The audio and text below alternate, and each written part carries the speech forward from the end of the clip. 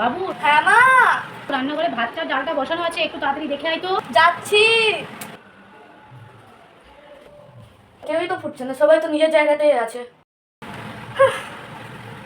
বাবু জানা, একটু শরবত বানিয়ে আন না, বাইরে যা গরম পড়েছে আর পারা যাচ্ছে না। হ্যাঁ মা, হ্যাঁ যাচ্ছি। উফ, আবার যেতে হবে আমাকে।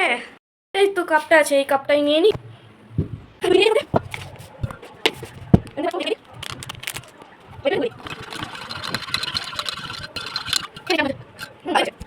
মা, হ্যাঁ এ না তোমার শরবত খাও, বলো কেমন হয়েছে।